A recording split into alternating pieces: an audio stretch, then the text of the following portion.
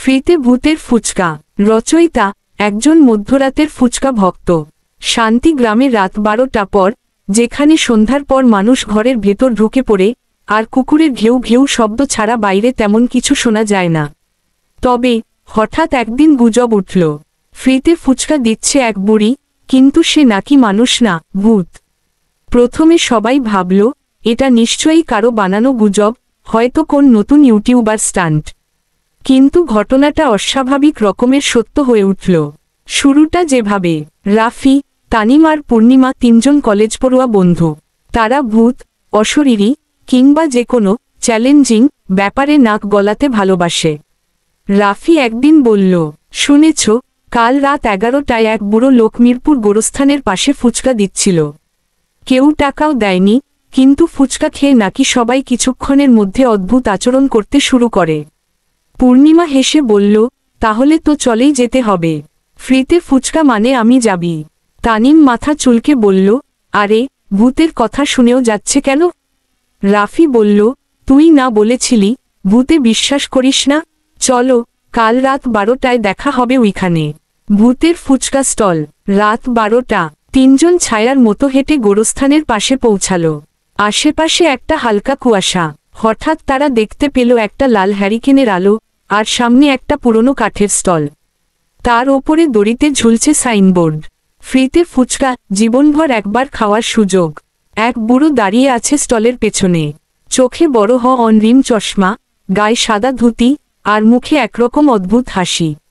বুড়ো বলল, আসো বাছারা, এসো, ফুচকা খাও, শুধু একবারই দিচ্ছি। তানিম একটু পিছিয়ে গেল, কিন্তু পূর্ণিমা আগ বাড়িয়ে একটা ফুচকা মুখে পুরে দিল। রাফিও খেয়ে ফেলল। তানিম দ্বিধা নিয়ে শেষমেশ একটা খেল। যা ঘটতে শুরু করল, ফুচকা ছিল অদ্ভুত স্বাদের, ঝাল, টক আর একটা পুরনো ধুলিমাটি গন্ধ। খাওয়ার পর হঠাৎ চারদিক ঘোলা হয়ে উঠল, চারপাশে কুয়াশা ঘন হয়ে এল। বুড়ো কোথাও নেই, স্টলটাও মিলিয়ে গেছে।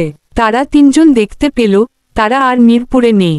তারা এক ধ্বংসাবশেষ শহরে আছে, যেখানে সব মানুষ মৃত, শুধু চোখে খালি ফুচকার গর্তের মতো ছিদ্র।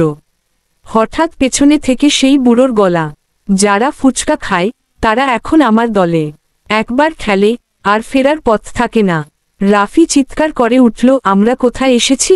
পূর্ণিমা হঠাৎ ঘাড় ঘুরিয়ে বলল, আমার মনে হচ্ছে আমি এখন একটা ফুচকা।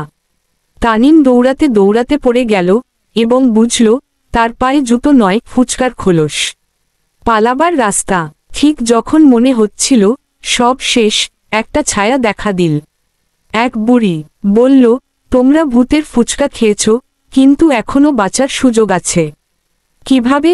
ভূতের ফুচকার বদল করতে হবে মানুষের হাসি দিয়ে। 3টা হাসি, 3টা সত্যিকারের হাসি এনে দিতে পারলে মুক্তি পাবে। তারা ফিরে এল শান্তি গ্রামে, কিন্তু এখন আর কেউ তাদের দেখে না। তারা তিনজন অদৃশ্য। কেবল যখন তারা কাউকে খুশি করতে পারে, তখনই কিছুটা দৃশ্যমান হয়। তখন থেকে রাফি, তানিম আর পূর্ণিমা রাত 11টায় রাস্তায় ঘোরে, কাউকে হেসে তুলতে, কাউকে আনন্দ দিতে। আর ওই বুড়ো, সে এখনো আসে মাঝে মাঝে গোরস্থানের পাশে, আর ঝিরঝিরিয়ে ওঠে সেই হুমকি, ফ্রিতে ফুচকা, একবার খেলে জীবনটা আর তোমার থাকে না। শেষ নাকি শুরু?